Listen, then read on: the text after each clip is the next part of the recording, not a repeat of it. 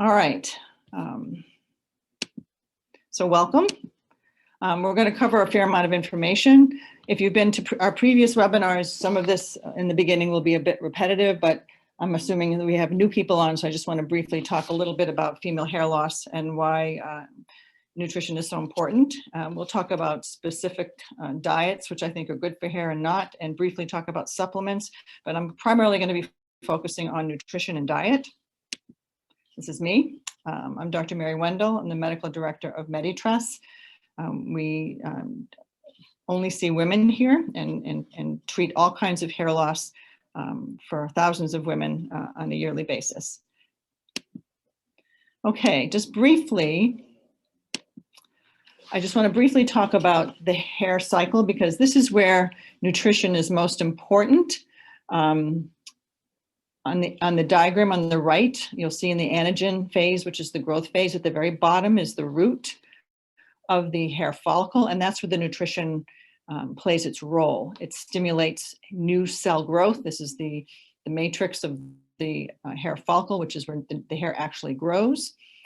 The anagen phase is the only phase of growth, and the important thing to remember, particularly about hair health, is that the only tissue that is still receiving blood is at the very base of the hair, at the follicle. Once the hair grows out, so most of the hair that you see is not getting blood supply. So the nutritional component happens really at the very base of the hair.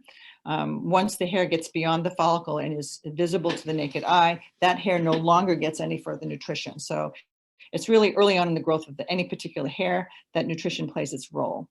I want to just bring your attention to the number 3 telogen, which is the phase of hair cycle where the hair actually falls out. You're going to see that term telogen very frequently because the nutrition plays a key role in when and how the hair sheds. And telogen effluvium, which I will mention briefly, is a phase of excessive hair shedding, and nutrition plays a huge role in a telogen effluvium.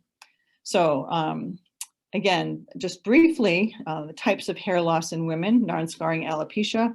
I'm just going to describe them briefly because they will come up later on and I want you to know what I'm talking about.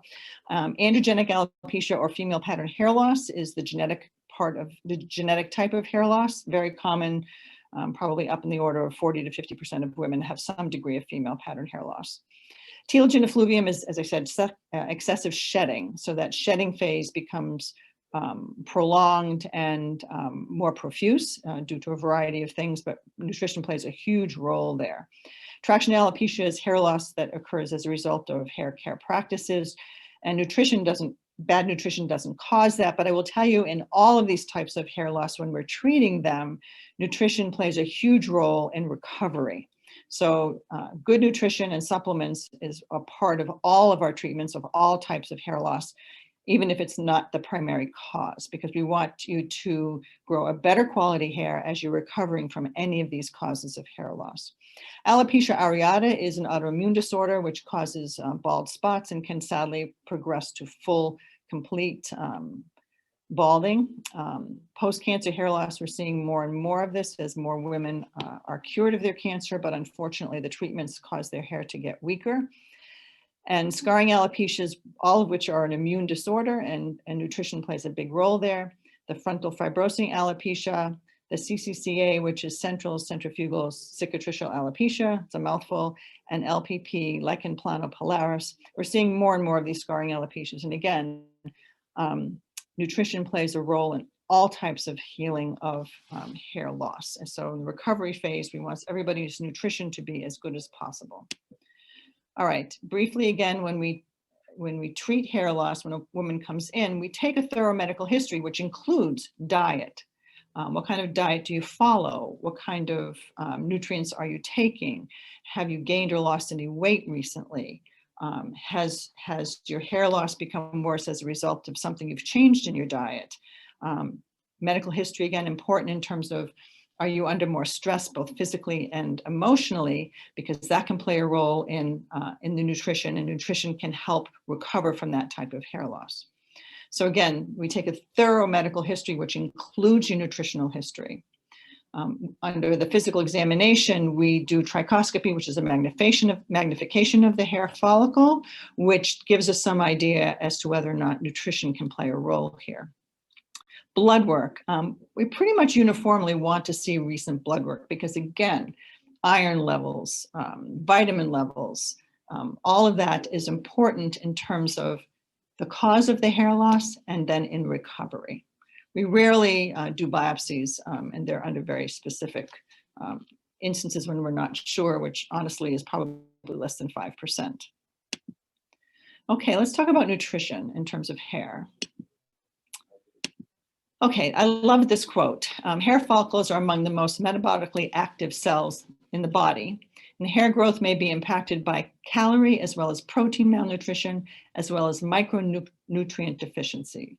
This was in a journal that was discussing nutrition in terms of hair.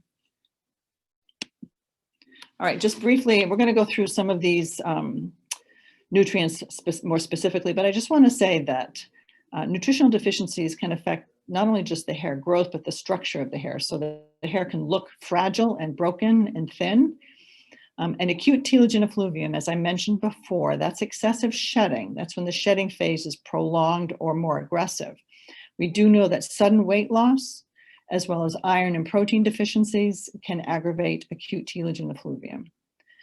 Diffuse alopecia or diffuse hair loss, we know this can occur in B12 or niacin deficiencies. Now, chronic telogen effluvium, which is when the shedding does not resolve, female pattern hair loss or androgenic alopecia, and alopecia areata all have some association with nutritional deficiencies, and we'll talk a little bit more about this. This is something that I feel everybody needs to understand. The American diet is very poor in nutrient quality. It's also a pro-inflammatory diet, meaning that what we eat actually aggravates inflammation within our bodies. Unfortunately, this is a diet that the majority of Americans follow. Fortunately, we're doing a bit more with educating people, but this is a highly processed, high sugar, high saturated fat diet. It can actually aggravate inflammation and stimulate your immune system to become hyperactive. We do know that hair loss can be caused by immune disorders, alopecia areata, and the scarring alopecias. And so being on a pro-inflammatory diet can aggravate these underlying immune disorders. We also know that androgenic alopecia or female pattern hair loss, also early on, we can see on biopsies, there is an element of inflammation seen. And so this very poorly nutrient diet, this pro-inflammatory diet, can actually play a big role in the aggressive nature of these disorders. So we will be talking about an anti-inflammatory diet towards the end of this webinar. And this is something that I strongly recommend, not just for women suffering hair disorders, but pretty much for everybody, because it can affect not just hair, but other important areas of your body, which I will go through in this webinar.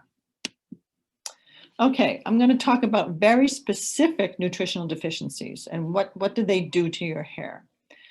Now, it's important to understand that this information is not based on studies in terms of, let's make people be deficient in iron and see what happens to their hair, or let's make them, be deficient in B vitamins and see what happens to their hair.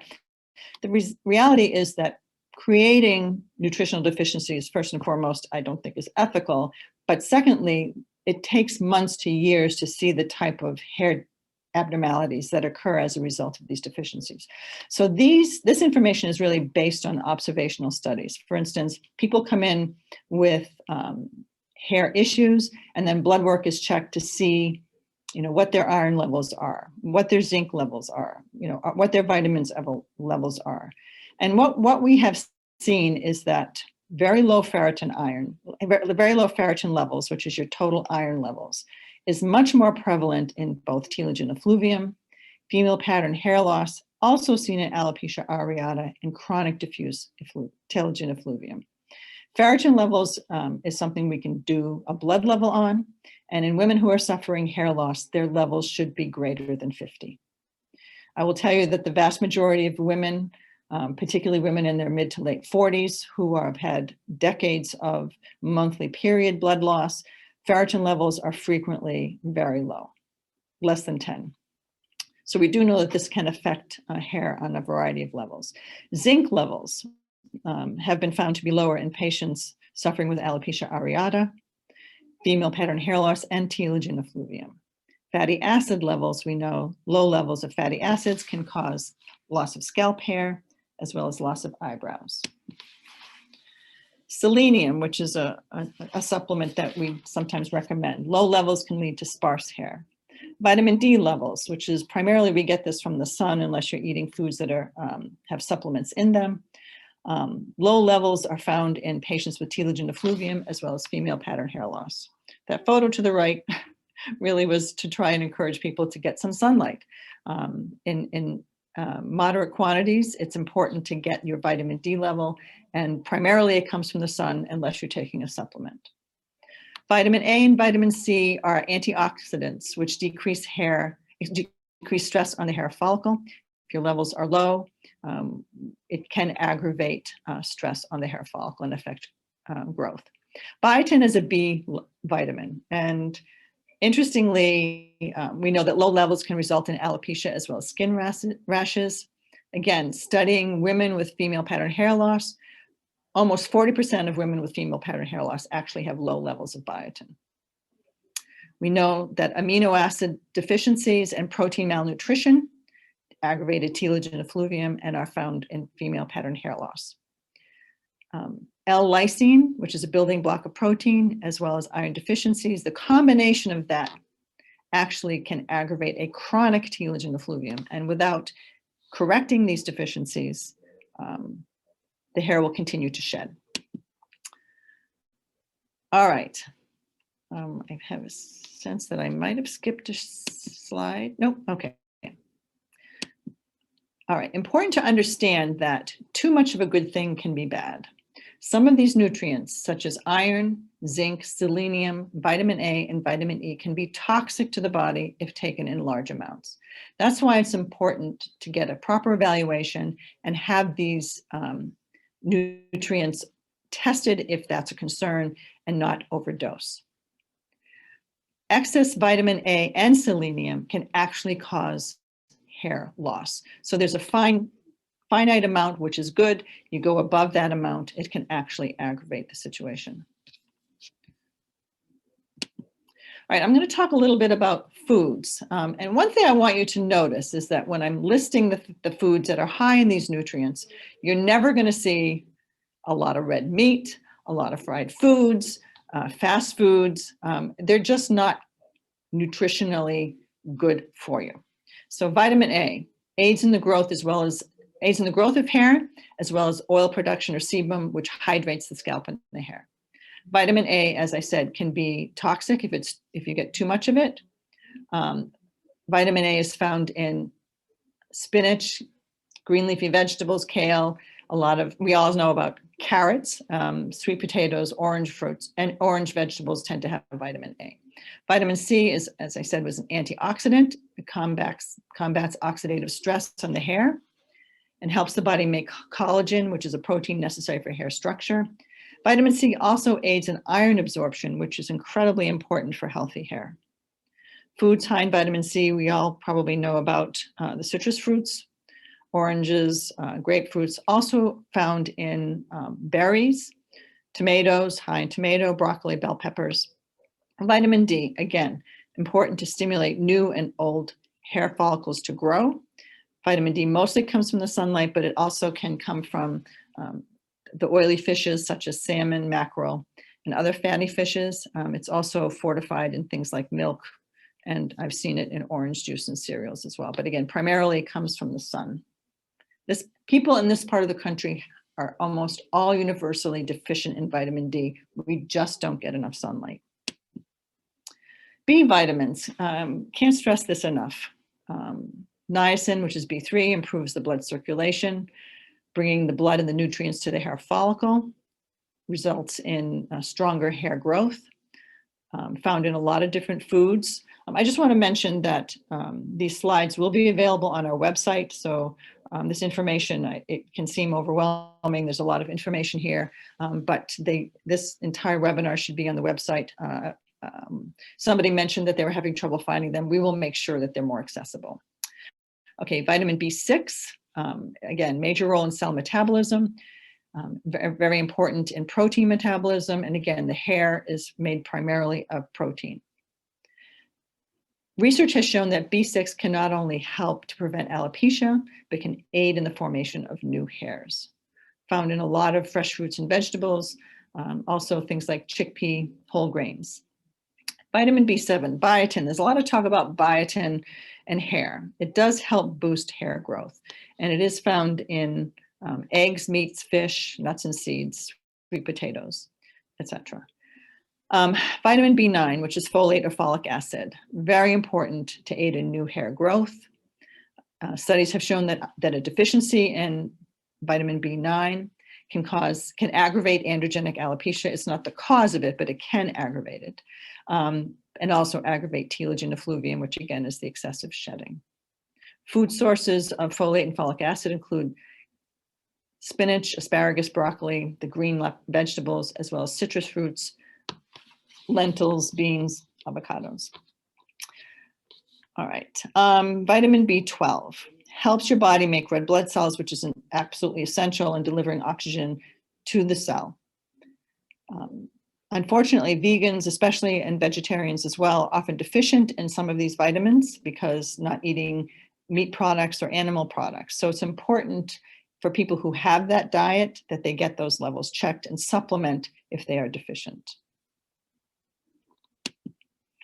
Omega-3 is a healthy fatty acid. It has anti-inflammatory properties, which can help open the hair follicle, promoting hair growth. Again, primarily found in fatty fish, such as salmon, tuna, cod, and shrimp, flaxseed oil, nuts, walnuts, and almonds. L-lysine is an essential amino acid, which is used to rebuild protein. It's present in the roots of the hair and what gives hair its volume and shape. Again, I mentioned before, very important in people who have a chronic telogen effluvium, which in conjunction with low iron levels can aggravate shedding. L-lysine is in primarily meats and beans, eggs, lentils, nuts. Iron, can't be stressed enough. Iron is important to make red blood cells carrying oxygen to the hair. Your body stores iron as ferritin, and again, we like to see those levels around 50 to 70. Lower than that, it's very possible that your hair will suffer as a result. I will tell you that most women's ferritin levels without supplementation oftentimes is less than 10. Again, found mostly in red meats, but also leafy greens, dates, molasses. Magnesium prevents calcium from building up in your scalp, which can aggravate inflammation and flakiness. Magnesium aids in protein synthesis, and again, hair is primarily made of protein. Food sources, beans, rice, seafood, leafy greens, and nuts. Dark chocolate. Dark chocolate is actually something that actually helps decrease inflammation in your body as well. Not sweet milk chocolate, but dark chocolate.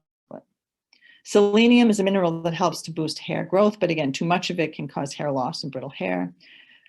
Zinc, again, aids in growth and division of the cells. It's an antioxidant that fights free radical damage, helps with sebum productions, aids in protein synthesis, primarily found in beef and shrimp, kidney beans. So again, even if you're a vegetarian, which I am, I'm actually a pescatarian, I do eat fish, you can get these nutrients primarily from vegetables, fruits, seeds. You don't have to be eating meat in order to get these nutrients. Protein. Protein intake is incredibly important. Women who have deficient diets in protein pretty much universally have very fragile, thin hair. 90% of our hair is made up of a protein called keratin. Without adequate protein intake, your hair is going to be fragile and of poor quality. In addition, when you're our other parts of our body need protein, like our muscles. And so when you're not eating enough of it, the more essential parts of our bodies, like our muscles, our heart, our other organs, will get what the nutrients need first and foremost, and your hair may result in weakening. The recommended intake is about 0.37 to 5 grams per pound. 5 grams per pound is high.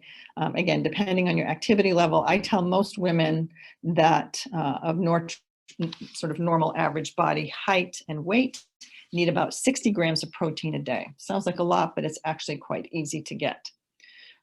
Greek yogurt is incredibly high in protein. 1 cup of Greek yogurt has 20 grams of protein. Meat is very high in protein, as are nuts, eggs, and again, you can get it in your vegetables, which is, a lot of people don't understand that that's the case. All right, let's talk specifically about diets. Okay, I'm going to talk about what diet actually does to hair, specific diets: rapid weight loss, crash diets, the keto diet, which is very popular, chronic anorexia, which sadly we see a lot in young women, and post-bariatric surgery diet is quite deficient. And then my favorite, which I'm going to recommend, is the anti-inflammatory diet. Okay, crash dieting. A lot of women and men as well decide they want to lose weight quickly, and they go on a very restrictive diet, hoping to drop a quick 10 to 15 pounds in a matter of a month. Sounds great, but unfortunately, rapid and extreme weight loss can actually cause hair loss. You never want to lose more than 2 pounds per week, and weight loss should always be healthy and gradual. Weight loss can cause stress on the body and shift more hairs into the telogen, or the shedding phase that we mentioned before. And rapid weight loss is a very common cause of telogen effluvium. These diets are usually very restricted and very low calorie and very low protein and very low in the good fatty acids. These diets are very deficient in most of the vitamins as well as iron, and oftentimes, as I said, result in telogen effluvium. Now, weight loss doesn't cause female pattern hair loss or androgenic alopecia, but again, regardless of the cause of your hair loss, you need a healthy diet to create healing and recovery. But rapid weight loss does actually cause this telogen effluvium or excessive shedding. The keto diet is a very popular diet right now. It's a low carbohydrate, high fat, protein sparing, high protein diet. You'd think, well, it's got a lot of protein in it, that should be good for your hair.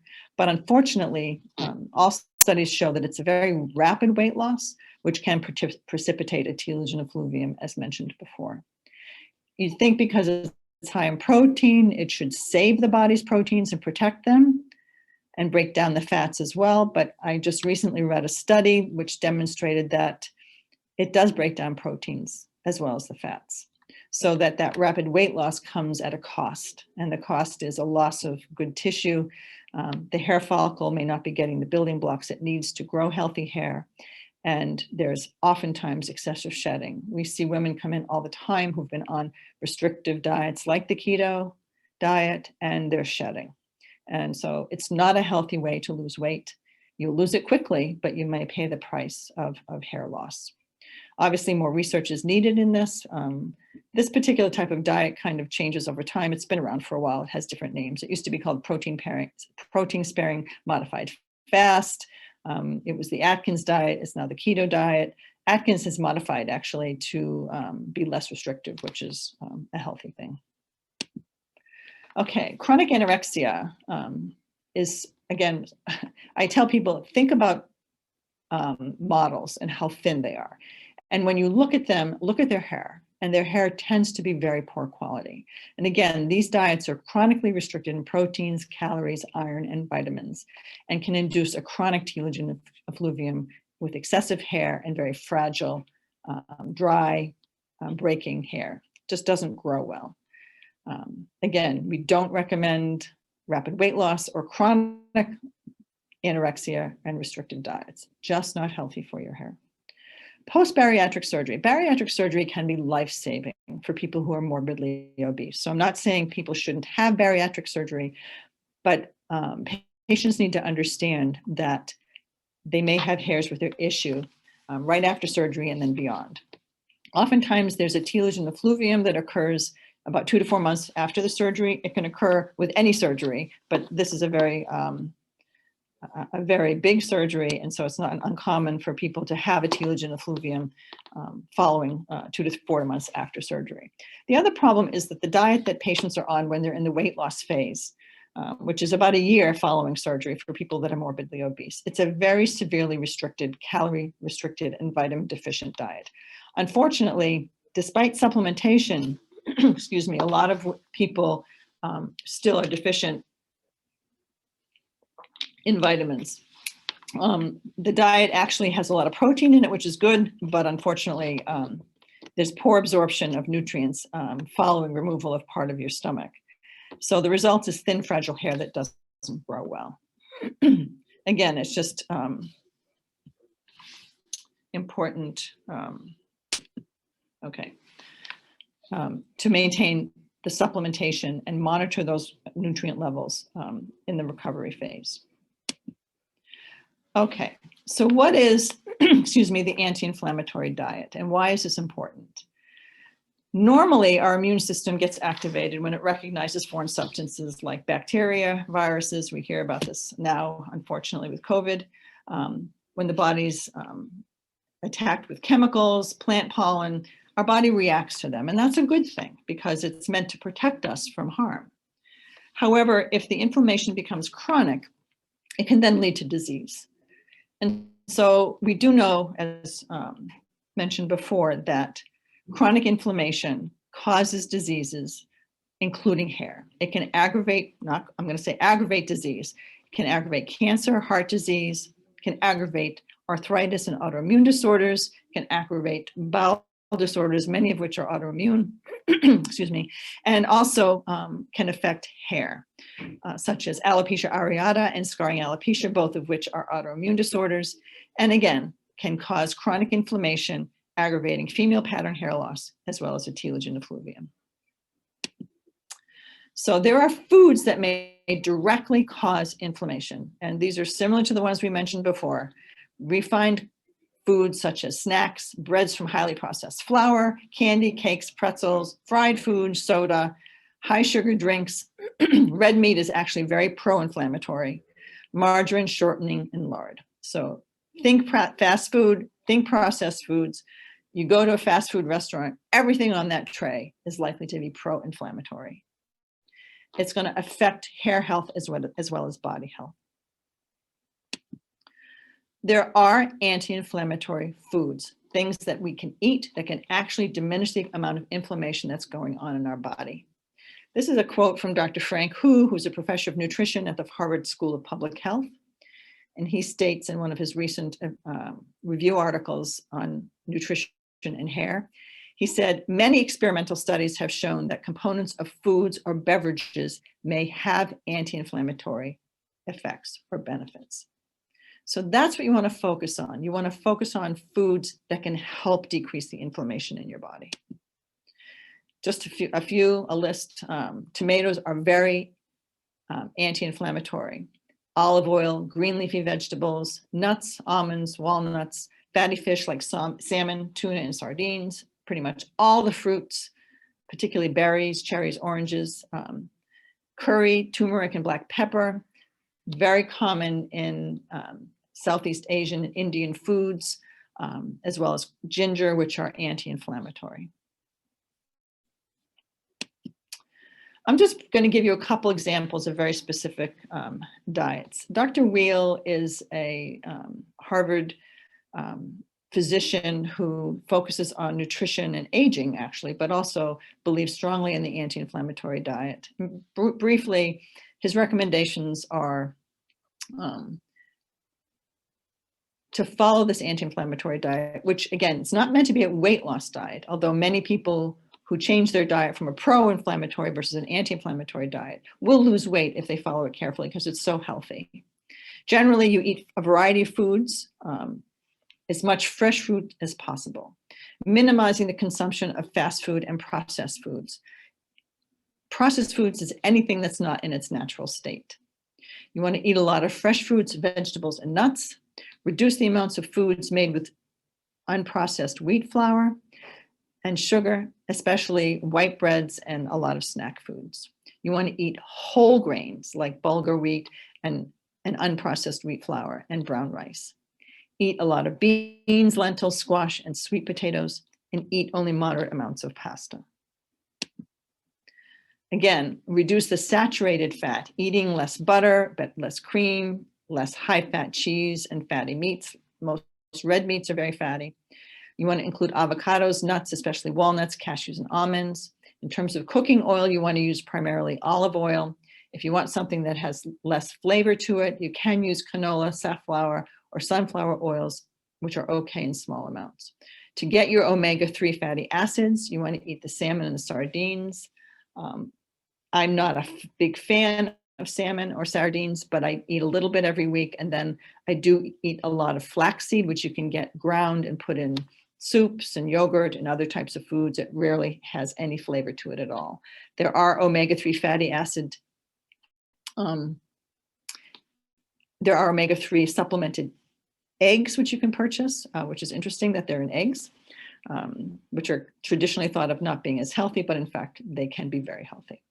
You want to decrease the amount of animal protein consumption except for fish and high quality low fat cheese and yogurt.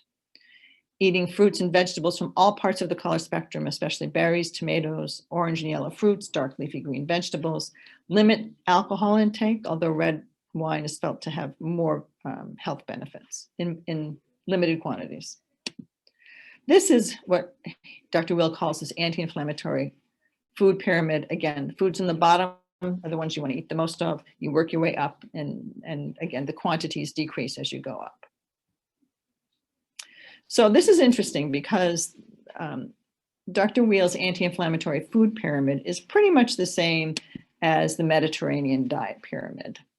Mediterranean diet has been consistently found to be the healthiest diet recommended by physicians, especially cardiologists, but pretty much everybody. Again, it's an anti-inflammatory diet. It decreases inflammation in your body, which can affect your cardiac disease, pretty much every part of your body, and your hair. So again, it's pretty much the same pyramid with a lot of healthy whole grains, beans, vegetables, fruits, healthy oils, fish. You're not going to see much in the way of red meats. They're at the top and should be left for special occasions, as well as your sweets, which should be limited. Very healthy diet, very, very healthy diet. I'm going to talk a little bit about supplements, and some people might argue that, well, if you're eating well, do you need these? And my answer to that question is yes, because what happens, unfortunately, is that we don't get quite enough of what we need if we're trying to heal something that's broken. Particularly people who have been under a lot of stress, which all of us have been lately. We need more of these nutrients to help us recover. We're all suffering significant emotional and physical issues as a result of what we've gone through in the last year. And we need things to supplement what we're already doing. I myself follow a very healthy diet, but I will tell you in the last year, I've been struggling to maintain it. Only because we're struggling in other parts of our lives. I feel like I need a little pat on the back, a little sweet something to help me get through my day. So I haven't been as good with my diet. But I have been better with my supplements. And so we do recommend that anybody who is experiencing hair issues, that they supplement their diet. Now, that doesn't mean you take a lot of everything. We have very specific supplements that we do recommend. The key vitamins and nutrients are the B vitamins, copper, iron, very important in controlled amounts, zinc, vitamin A, again, needs to be monitored carefully, all the antioxidants. So again, many supplements include additional items for stress, inflammation, and gut health, which are all important for hair health. So I've listed 3 types of supplements which are very commonly used for hair. You might have heard of Viviscal and Nutrafol. Tresse RX are the vitamin supplements that we recommend here. There's a lot of overlap. I will tell you that the Viviscal is probably the most limited, but it does have some benefit, but it doesn't have a lot of the nutrients that are in the other vitamins as well. Nutrafol, we hear a lot about. A lot of women take Nutrafol. It is a little bit more thorough in terms of providing coverage. It does have a DHT blocker. It does have some anti-inflammatories, and has certainly more than what the Viviscal has. Our Tresse RX is actually really much more comprehensive. It has everything that the other supplements have, plus things to help in absorption of the nutrients. And it also has a vitamin B super complex, which for someone like me who doesn't eat a lot of meat is incredibly important. Biotin is a B vitamin, the B12s, folate, all of those B vitamins are very important. This is a list comparing those 3 nutrients in those 3 supplements. Again, there's a lot on this particular slide, but I will just tell you that we do recommend supplementation, and there are reasons why we have left out, for instance, selenium and vitamin A and ours, because excess amounts can be damaging to hair. And again, there's no supplements that have iron in them, again, because that needs to be monitored carefully. Too much iron can actually be harmful to certain individuals. Our Tresse RX, one thing that doesn't have that is important is the vitamin D. So our patients who are on the Tresse RX, which as you can see is much more comprehensive, they do need to add the vitamin D to it. All right, well, I've covered a lot of information. I'm gonna put myself back on here. So I will go through the questions now. Let me see. Okay, so somebody's asked if we can send a recording of this webinar to your email. What we can do, if you specifically want, we can send the slides to you, which, let me just make note of you. So we can do that, but they will be available online, but I understand some people have had difficulty finding them on our website. We will fix that problem, but we will definitely send them to you if you would like them. One question, if you eat vegetables and fruits every day, why do you still lose hair? And the answer to that question is because there's more to it than just those nutrients. And you may not be absorbing them as well. As we age, unfortunately, our absorption decreases, which makes the battle a little harder to fight. But it's important to make sure that there are other things that aren't affecting your hair loss. So it would require a more thorough investigation and some blood work possibly. Somebody asked, is biotin good for hair? It is, but it's not the only thing you need. And there's a lot of publicity on biotin, but it's one of many nutrients that are important. It's, and in all honesty, it's probably not the most important. Let's see. Intermittent fasting, that's a great question. That's actually a great question, because that's very popular. The problem with fasting at any point is that you need to get your nutrients somehow. And so if you're fasting, you need to make up for what you're not getting. You need to make up for it elsewhere. So it depends what kind of intermittent fasting you're having. I know some people that will just limit the hours of day that they eat, and that's fine, as long as you're getting all the nutrients that you need in that time frame.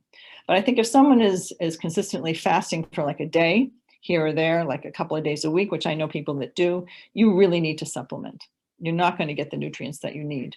And so it's kind of like a yo-yo dieting. You're up, you're down, you're up, you're down. I'm not a fan of fasting on a regular basis. I think once in a while is fine, but I think limiting the hours of the day that you eat is actually not a bad idea, because we tend to eat at the wrong times, like in the evenings, which is not a great time to be eating. But you want to make sure you're getting the nutrients. You want to make sure you're getting the amount of protein that you need. So you will notice that you're not going to get protein from a vitamin or a supplement. You're going to get it through eating. So if you're not eating for a whole day, a couple times a week, you're not getting protein that day, and you need it. So I would tell you that I'm not a fan of fasting, but if it's really more of a time frame that you're not eating, that I think is much more easily dealt with. But to not eat on a fairly regular basis is not healthy in any circumstance. It's like doing a crash diet on those days that you're not eating. And it really isn't a great way to lose weight. And it really isn't a great way to get the nutrients that you need. If it's very infrequently, it's okay. But again, you need to make sure you're getting all the nutrients that you need. Somebody asked about a supplement for vegans. Yeah, I will tell you that the thing that you need, if it's a hair issue, our Tresse RX is actually really good for vegans because it has all those B vitamins that you're not getting in your diet. So it's hard to make up for that loss. And so I think it's important for vegans to get certain vitamin B levels checked with a blood test to make sure your levels are okay. I'm not vegan, but I don't eat meat. And so I do get those checked on a regular basis. I do make up for it elsewhere in my diet. I think it's just something you have to be aware of. And our Tresse RX is actually really good for vegans and vegetarians. I use it. Okay, somebody asked if they're taking Nutrafol, should they switch over to the Tresse RX? And Nutrafol is an excellent supplement, don't get me wrong. Until we came up with our own supplements, we really recommended the Nutrafol. I would tell you that the Tresse RX has a little bit of benefit that the Nutrafol doesn't. The Nutrafol does have the vitamin D, which the Tresse RX does not. So I think the Tresse RX is a little bit more comprehensive. It does have more of the B vitamins. I think Nutrafol is an excellent supplement. It's just missing a few things. What I would tell you is keep taking the Nutrafol that you have. And then if you want some more information about specifically what's in the Tresse RX, we can give that to you. Again, it's on that chart that I showed you before, which is available on the slides. What is my thinking on DHT blockers? DHT blockers, with women, it's not so easy to answer that question. For men who have androgenic alopecia or male pattern hair loss, they need DHT blockers. Their testosterone levels are much higher. Women do have testosterone in our bodies. We just don't have as much. And it's testosterone that does drive hair loss in androgenic alopecia, for male pattern hair loss. So there is some utilization, there is some need for DHT blockers. It's just not as high as for women as it is for men. I think there's a benefit to it. And supplements do have a low level of DHT blocker called saw palmetto in them. I do think it's worth taking. In terms of taking finasteride or dutasteride for women, the studies haven't been particularly strong on its use. And to have any benefit, women need to take higher doses than what is usually prescribed. I think depending on age group also it makes a difference. You really should not be on finasteride or dutasteride if you are premenopausal, just because of the birth defects that can occur when someone is taking it and get pregnant, which is disastrous. Spironolactone doesn't have the same degree of potential for birth defects, and it can work well, but you need high doses of spironolactone. It's tolerated much better in younger women than older women. As we age, our testosterone level does drop, so that spironolactone in women really over the age of 55 or 60, I don't tend to recommend it because our testosterone levels are lower. Plus, it is a diuretic, and in high doses of between 100 and 200 milligrams a day is a lot. We use low-dose spironolactone for hypertension, and it is a diuretic, so it can affect kidney function, and as we age, it can put a little bit more stress on our kidneys, and that comes from my internal medicine background, so I don't recommend it in older women, but I think particularly in younger women who cannot take finasteride or dutasteride because of its toxicity, spironolactone is something to consider taking and does have some benefit. So again, younger women, definitely spironolactone. I would not necessarily recommend it over the age of 55 and older women. And then finasteride and dutasteride, absolutely not in premenopausal women, but something to think about in postmenopausal women. Another person asked for the slides, and we'll get those to you. Let me just write this down. Okay. Somebody asked, if we change our diet to an anti-inflammatory diet and also take the supplements, how will we know how much of each nutrient are we getting? And how do we know it's not too much? Question, constant blood test. Great question. When someone comes in, we do blood work. We can't test for everything. We always test for iron. We generally test for some of the B vitamins. We do test for some of the hormonal levels. We do test for some of the other nutrients. So iron is something we do test for. We don't want to, it's unusual to get somebody toxic on iron. And in terms of selenium, we don't actually put it in our supplements. It's not something that typically is tested, but there are some we do test. And in terms of how often do we test them? Good question. We do test for vitamin D and some of the vitamin B levels. If someone's levels are normal when they first come in during their evaluation, we generally don't necessarily check them on a regular basis. But I will tell you honestly that most women have low ferritin levels, have low vitamin D levels, and some of the B vitamins are also low as well. So if they are low and we do encourage more aggressive supplementation, then we will recheck them probably in 4 to 6 months to see if they're getting better. Again, absorption is an interesting problem because as we age, we don't absorb the nutrients as well. And sometimes we need a little bit more to get those levels higher. And it can be very frustrating. But we do, if someone's levels are low and they need increased supplementation, then we do test for them. It's very individual.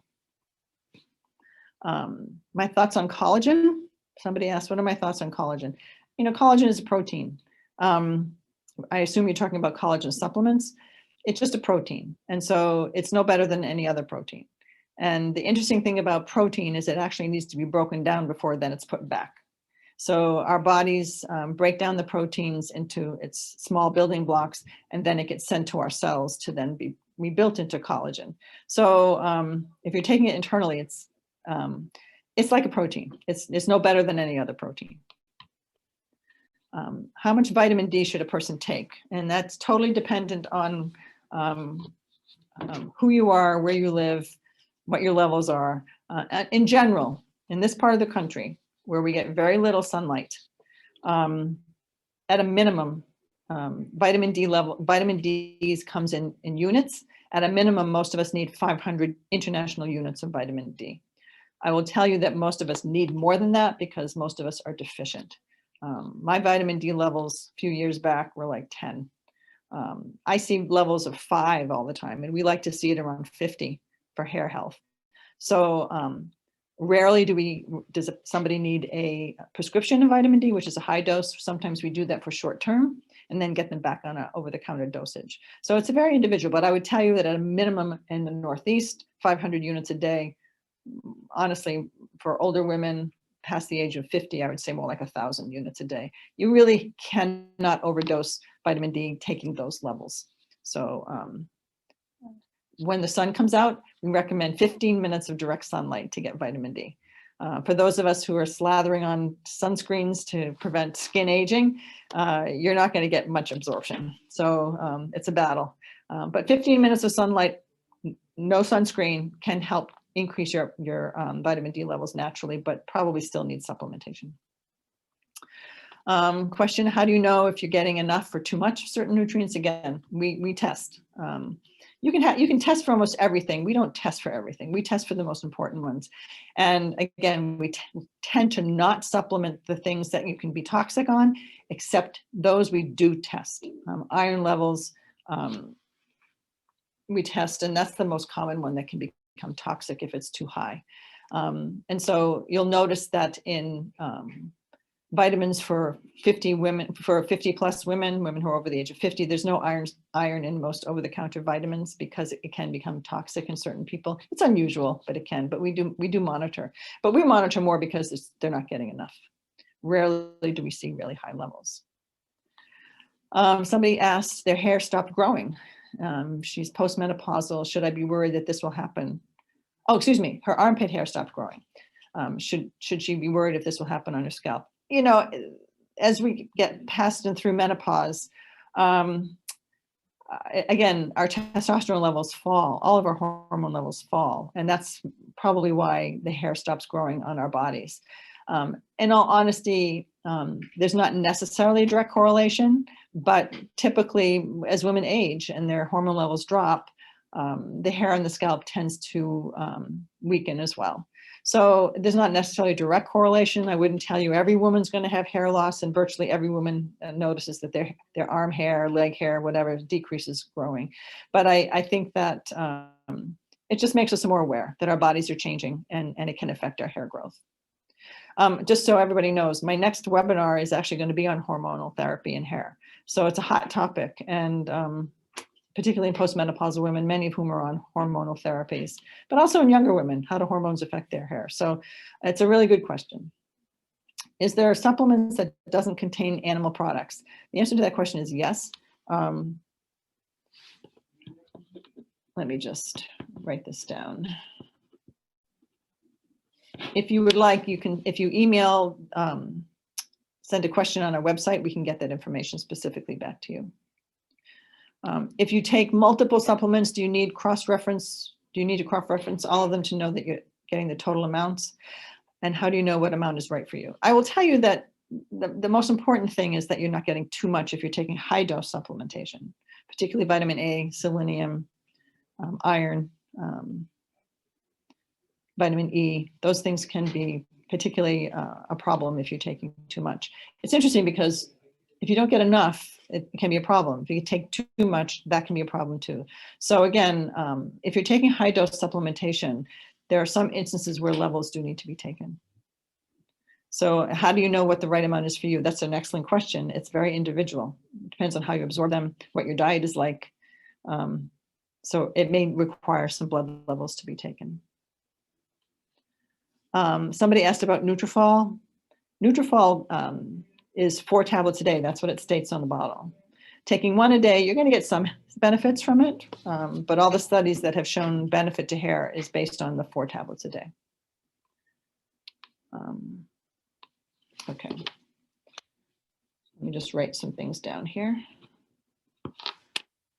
Does caffeine impact hair health? Not that I'm aware of. I hope not. You know, I'm not a big caffeine drinker, but no, it should not. Somebody asked, very sensitive stomach and simple vitamins may bother her. Is hair supplement vitamins easy to take on the stomach? You know what? It's extremely unusual. I take the Tresse vitamins. There's 4 a day, two of one, 2 of the other, and I split it up. Everybody's different.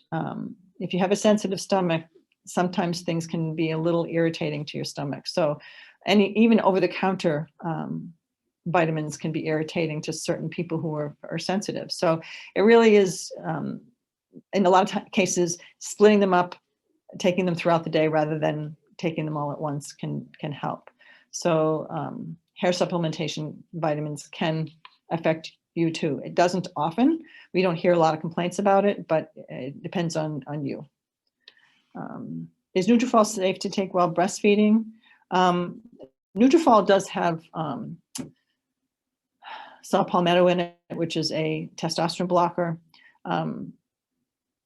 There is, the question is a good one, and I will tell you that generally we wouldn't want someone to take saw palmetto while they're breastfeeding. It's a theoretical risk, meaning that it hasn't been tested. It's not like you take it and we know you're going to have this type of problem. But in general, anything that has saw palmetto, which is a DHT or testosterone blocker, we wouldn't recommend it during breastfeeding. Somebody asked, if you noticed hair thinning over a period of time, is it ever too late to start supplementation? The answer is no, because your hair may be thinning because of genetic hair loss, and nutritional deficiencies will make that worse. It may not be the cause of what's making your hair thin, but we do know that supplementation, even with genetic hair thinning or female pattern hair loss, taking nutritional supplements, improving your diet will help your hair be stronger. I will tell you, regardless of the cause of your hair loss, nutritional supplementation, diet, an anti-inflammatory diet, all of those things I recommend for everybody, because during recovery, you want to get the best quality hair that you can get. And that's going to happen with better nutrition, better intake. So it's never too late. The answer to your question is it's never too late. Somebody said they take 1 vitamin of biotin. As I said before, that's not enough. Last question, any opinion on cooking and baking with palm oil? Thank you. Palm oil is not felt to be particularly healthy. It's not on an anti-inflammatory diet. It's actually felt to be somewhat pro-inflammatory. So in general, I wouldn't recommend it. A lot of things that tend to be kind of a fad, like coconut oil is very popular. I love the taste of coconut oil, but coconut oil is not really a healthy oil and has been shown to affect people's lipid levels. So I don't recommend it. You know, throw it in a little bit now and then for flavor, but I don't recommend it as a cooking oil, and I don't recommend palm oil. So that is the last question. Wow, we went over. Thank you all for sharing your time. I hope that we've answered all your questions.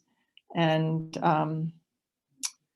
as I said, our next webinar will be on the effects of hormones on hair health, both for young and older women. I haven't picked the date yet, but that will be coming. You should all get an email. So I thank you all for your time. I really appreciate you spending your time